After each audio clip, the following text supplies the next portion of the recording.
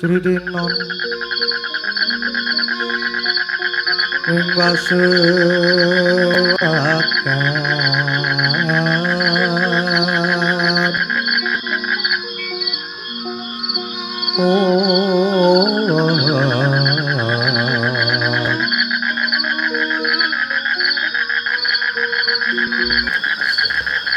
Assalamualaikum warahmatullahi wabarakatuh. Saya ucapkan selamat datang kembali ke channel Garuda Perang Official ya. Apa kabar teman-teman semuanya? Saya doakan teman-teman semua selalu dalam keadaan sehat walafiat, dimudahkan segala urusannya, dikabulkan segala hajatnya, dan dipanjangkan umurnya oleh Allah Subhanahu wa Ta'ala ya. Amin amin amin ya rabbal alamin. Tidak lupa saya ucapkan kepada teman-teman yang baru datang agar jangan lupa untuk subscribe ya, supaya teman-teman tidak ketinggalan video-video terbaru dari channel Garuda Perang. Dan kepada teman yang baru datang, silakan untuk mendengarkan cerita ini dari episode 1 ya, supaya teman-teman tuh nggak bingung dengan alur ceritanya seperti apa. Dan bila ada kesalahan dalam penyebutan atau dalam pembawaan, saya mohon maaf ya. Dan kalau ada kritik dan saran, boleh teman-teman untuk cantumkan di kolom komentar agar channel Garuda Perang lebih baik lagi ke depannya. Oke, tidak perlu berlama-lama lagi.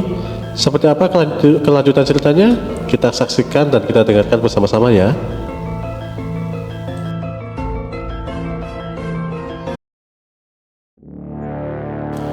Setelah Ronggo Seto selesai melepas baju dari Joko Samudro, ia pun sangat terkejut sebab di punggung Joko Samudro terlihat gambar bunga Tirto Bagaskoro.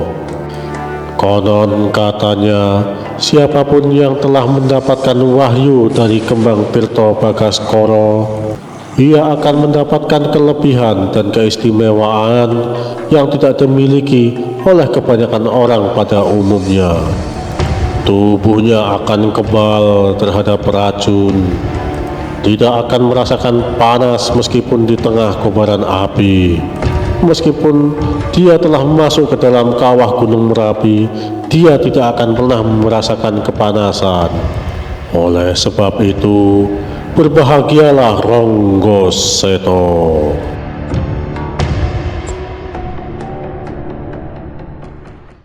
Walah nger cah bagus Joko Samudro. Ternyata meskipun umurmu belum genap 40 hari, tapi kamu telah mendapatkan welas asih dari para dewa. Terbukti dari gambar kembang Tirto Bagaskoro yang telah menyatu bersama tubuhmu le cah bagus. Aku yakin kelak ketika kamu dewasa, kamu akan menjadi pendekar yang sangat disegani dan sangat terkenal pastinya. Bukan hanya saja di tanah Jawa ini, bahkan akan sampai ke Nusantara. Namun aku sangat berharap padamu le cah bagus. Meskipun ketika dewasa nanti kamu akan menjadi orang besar, tetap selalu rendah hati dan jangan sombong le cah bagus. Impian dan harapanku aku titipkan kepadamu le cah bagus Joko Samudro. Semua ilmu kedikjayaan dan aji kawijayaan yang aku miliki akan aku wariskan semuanya kepadamu le. Bahkan ilmu pengobatan dan ilmu pembuatan senjata juga akan aku wariskan kepadamu. Tapi itu semua bisa dimulai bila kamu sudah berumur 7 tahun cah bagus. Sementara sambil menunggu usiamu telah siap, mulai dari hari ini dan akan aku lakukan paling tidak 1 minggu atau 2 minggu sekali aku akan merendam tubuhmu dalam ramuan obat racikanku. Dengan racikan obat ini, itu akan mampu memurnikan seluruh bagian dari tubuhmu, Ger Cah Bagus. Meskipun prosesnya akan sangat menyakitkan, tapi kamu harus bertahan. Sebab bila kamu tidak mampu bertahan, kamu bisa mengalami kelumpuhan. Tapi tenang saja, aku tidak akan membiarkanmu sendiri melalui cobaan ini. Aku akan selalu berada di sampingmu. Bila kamu merasakan tidak kuat lagi, maka aku akan membantu untuk menstabilkannya. Dengan ramuan ini, maka kulit, daging, otot, tulang, bahkan jeroanmu akan jauh lebih kuat dibandingkan manusia pada umumnya, Cah Bagus.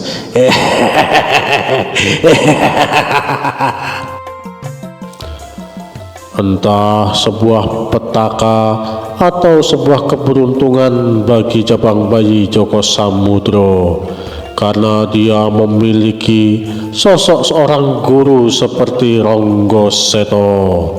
Ronggo Seto sendiri terkenal dengan sebutan pendekar gila dari puncak Gunung Raung. Sebutan pendekar gila yang ia dapatkan itu semua bukanlah tanpa alasan. Semua orang pendekar dari dunia persilatan sangatlah paham dengan sosok Ronggo Seto. Dari caranya bertarung, dari kebiasaannya sehari-hari, dan pola tingkahnya tidaklah mencerminkan sebagaimana layaknya orang normal. Namun, meskipun begitu, tidak ada satu orang pun dari dunia persilatan yang mampu menandingi kesaktiannya. Bila saja waktu itu tidak ada sosok dewa yang turun ke bumi untuk menyadarkan Ronggo Seto, mungkin saat ini seluruh padepokan dan perguruan silat yang ada di tanah Jawa akan tunduk di bawah kaki Ronggo Seto. Kini tiba waktunya untuk cabang bayi Joko Samudro dimasukkan ke dalam kolam kecil yang telah diberikan obat racikan dari Ronggo Seto. Belum lama bayi itu dimasukkan ke dalam kolam itu, menangislah ia dengan sangat kencang sekali.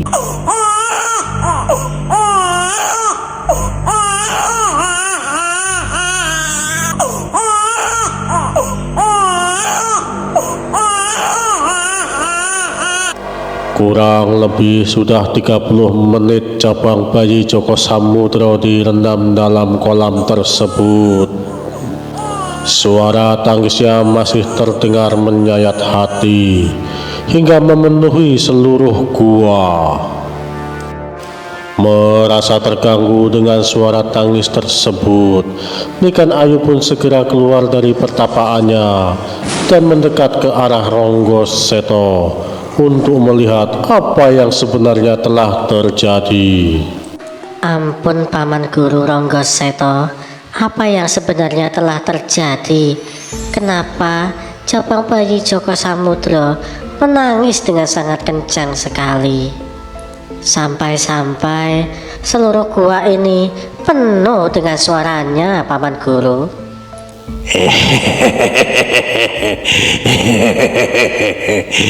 Tidak apa-apa, Niken Ayu. Ini sudah biasa. Kamu tidak perlu khawatir. Cabang bayi Joko Samudro sedang saya rendam dalam ramuan obat biar seluruh anggota tubuh dan jeroannya menjadi kuat, karena aku sedang mempersiapkan dirinya kelak ketika dia sudah berumur 6 atau 7 tahun. Dia sudah mampu menerima pelatihan yang sangat berat, sebab pelatihan yang akan aku berikan padanya tidaklah seperti pelatihan-pelatihan yang umum diberikan oleh orang pada umumnya. Namun, bila ia mampu melewatinya, maka kelak ia akan menjadi sangat kuat. Bahkan, dia akan sangat terkenal sampai ke pelosok negeri karena kekuatannya.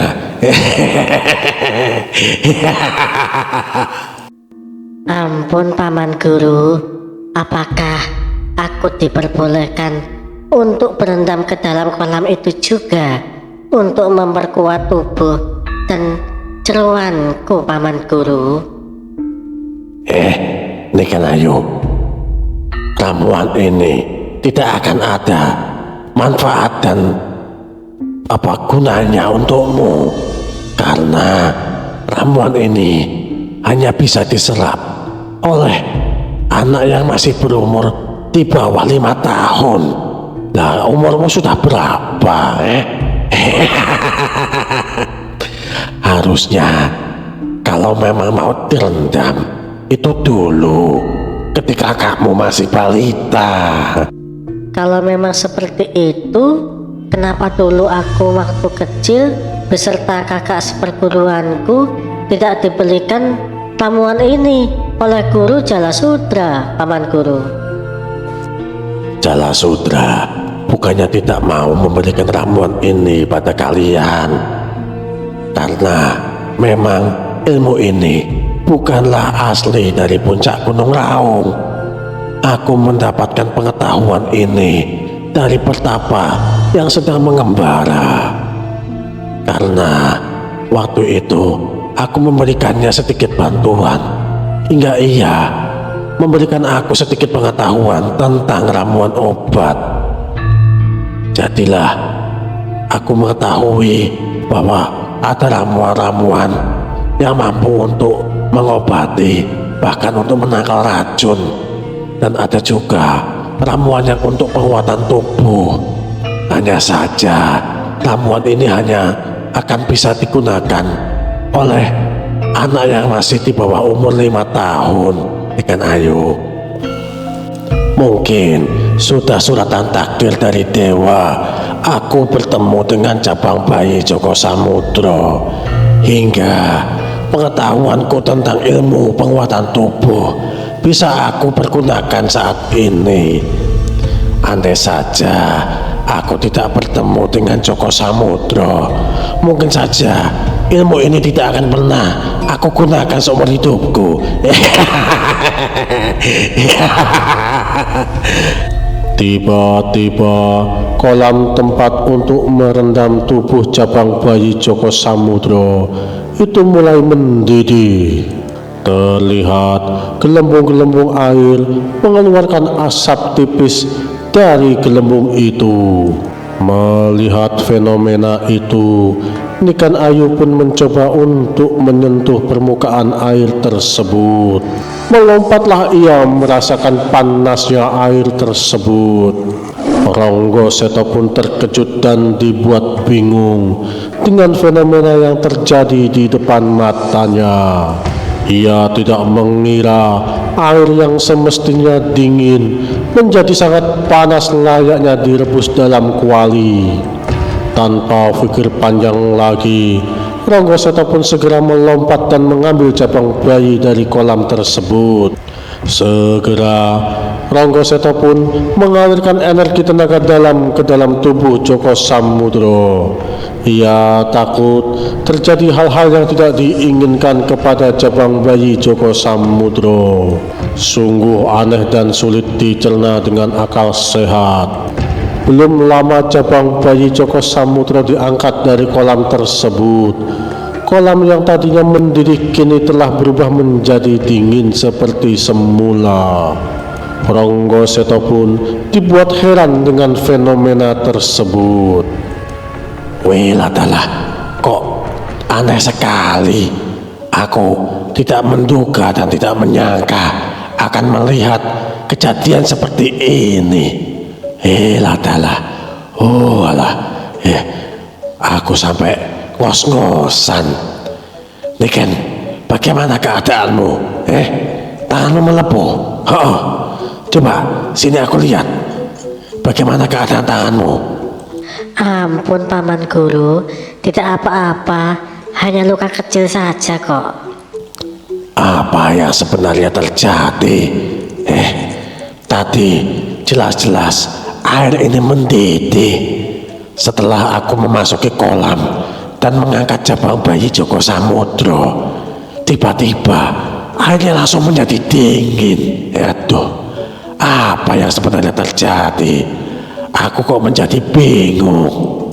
Paman Guru Ronggoseto, lihatlah tanganku Paman. Bulu-bulu yang ada di tanganku telah menghilang Paman. Mereka rontok Paman. Kini tanganku telah pulih seperti sedia kala Paman. Paman, izinkan aku untuk berendam ke dalam kolam itu ya.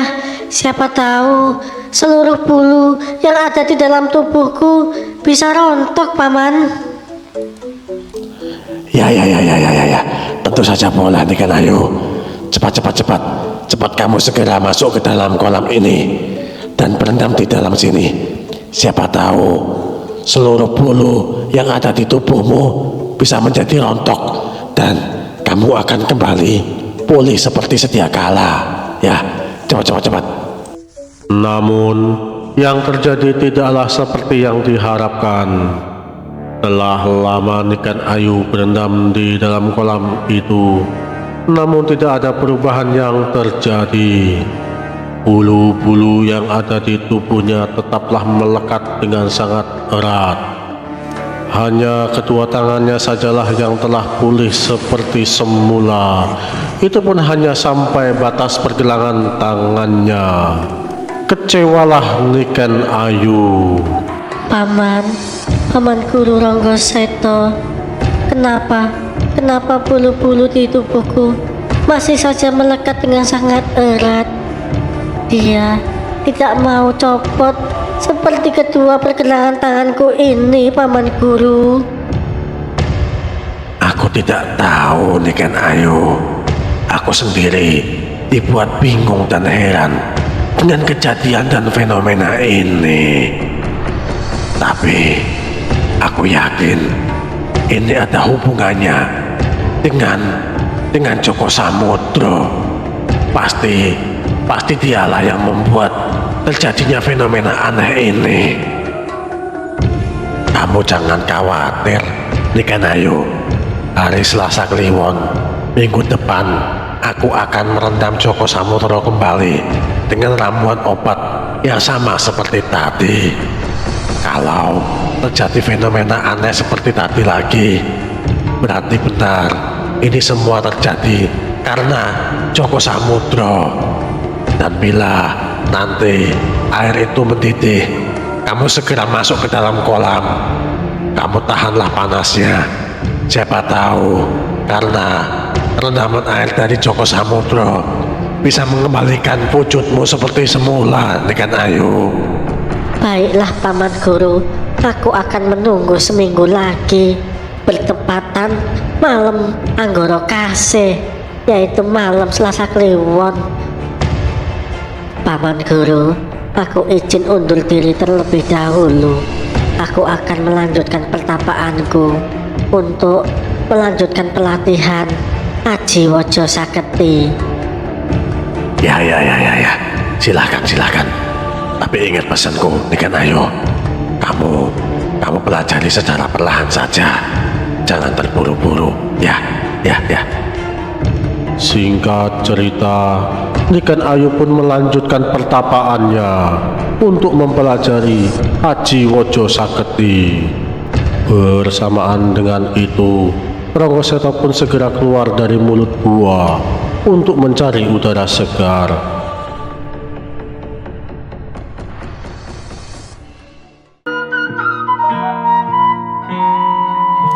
Mau, ayo temani aku ke puncak Gunung Argopuro. Kita bersantai di atas, di tempat yang ada pohon besarnya itu. Mau? Ya, kau mau ya? Baik Tuan, Tentu saja saya mau, tapi untuk menyingkat waktu, lebih baik Tuan naik di atas punggung saya. Singkat cerita, tibalah Ronggo Seto dan Maung Petak di atas puncak gunung Argopuro. Di atas puncak gunung itu terdapat sebuah pohon yang sangat besar dan tua. Di tempat itulah Ronggo Seto sering melakukan pertapaan dan semedi. Ger anakku cah bagus, Joko Samudro. Aku merasa sangat senang dan bahagia sekali. Di usia tuaku, aku tidak mengira aku akan bertemu dengan cabang bayi segagah dan setampan kamu. Aku dulu mengira kalau aku akan tua dan mati di puncak gunung Argopuro dalam keadaan kesepian.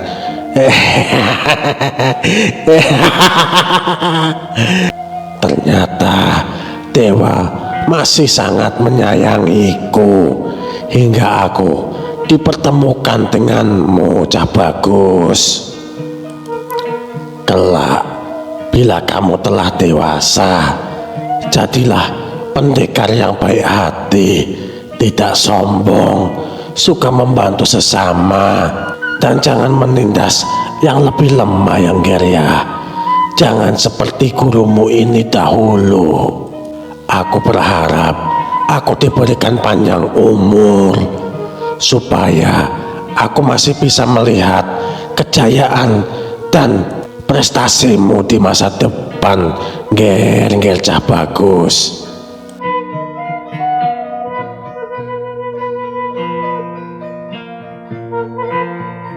Mau kelak bila anak ini telah berusia 7 tahun, bantulah aku untuk melatihnya ilmu bela diri dan aji kawijayan.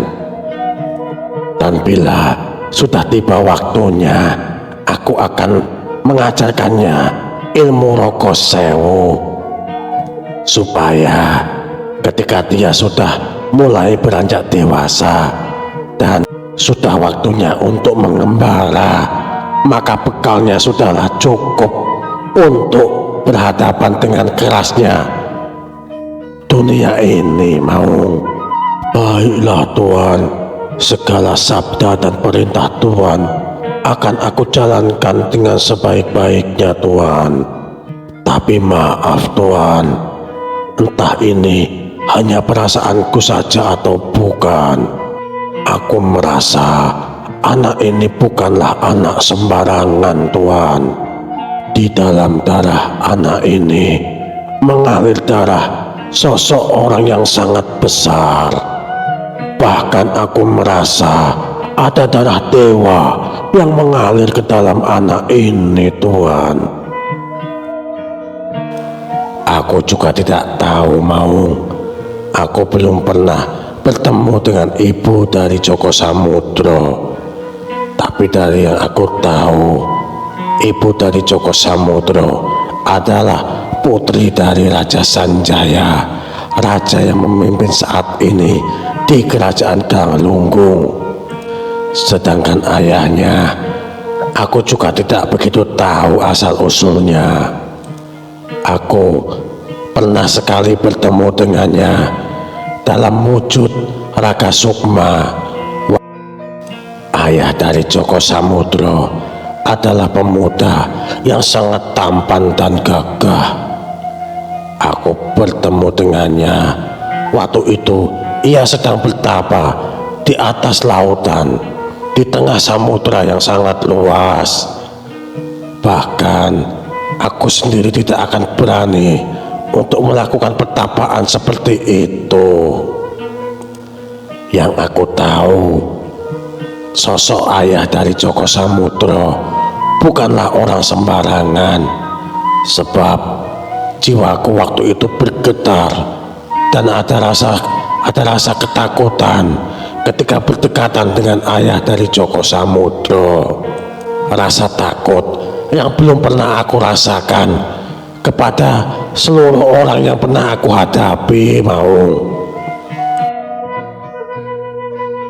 Karena itulah aku menyimpulkan bahwa ayah dari Joko Samudro adalah sosok yang sangat hebat dan luar biasa. Aku sangatlah beruntung dititipi anak ini dan berkesempatan untuk menjadikannya muridku. Aku yakin di masa depan Joko Samudro akan mengharumkan namaku, Ronggo Seto.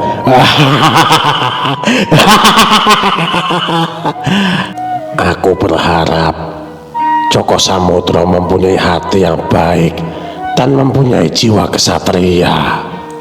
Aku pernah sekali menjadi guru yang gagal dalam mendidik murid, hingga aku menghasilkan murid yang sangat kurang ajar dan durhaka. Entah di mana dia sekarang. Oh alah, Gojali Soto, Gojali Seto. Ampun Tuan, sudahlah Tuan. Tuan jangan lagi mengingat-ingat nama orang itu. Orang itu adalah orang yang tidak tahu diri, Tuan. Dulu anak itu sudah hampir mati. Tuan sudah berbaik hati menyelamatkannya. Bahkan Tuan telah mengajarinya ilmu kanuragan dan aji kawijayan. Tidak sedikit waktu dan perjuangan yang telah Tuan berikan padanya. Namun setelah ia dewasa, ia malah lupa akan kebaikan Tuan. Hanya demi sebuah pusaka, anak itu telah tega berkhianat, Tuan. Bahkan aku sendiri sudah pernah hampir mati karena diracun olehnya. Andai saja waktu itu aku tidak diracuni, mungkin waktu itu dia sudah aku capik-capik dan aku keluarkan isi perutnya, Tuan. Sudahlah Maung, jangan ingat-ingat lagi. Itu sudah menjadi masa lalu. Sebenarnya dari awal aku juga sudah punya firasat yang jelek dengan anak itu.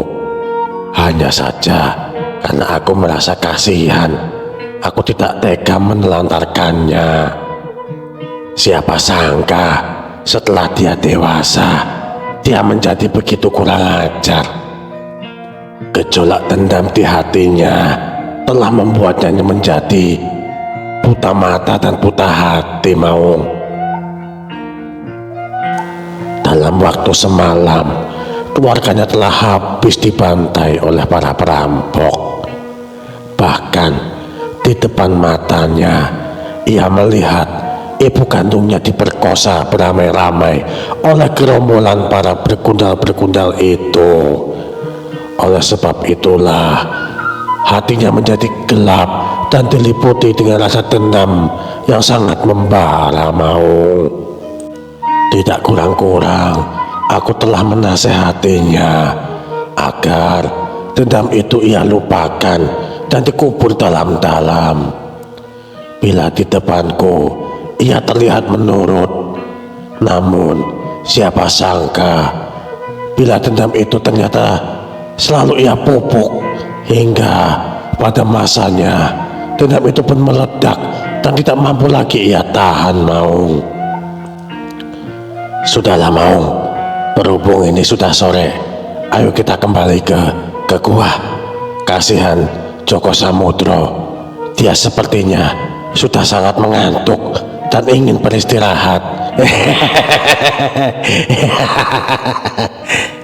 Baiklah Tuan, ayo segera naik ke atas punggungku. Aku antar Tuan kembali ke dalam gua.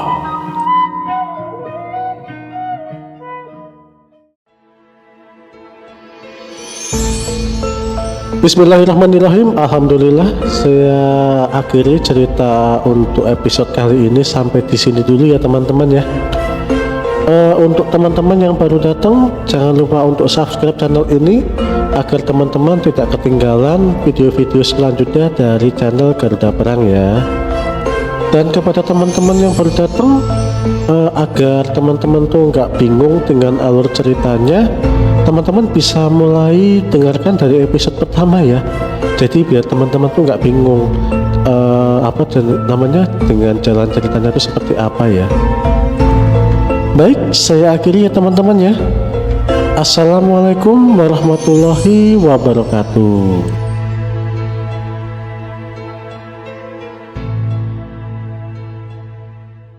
Sridinon ing kasewakan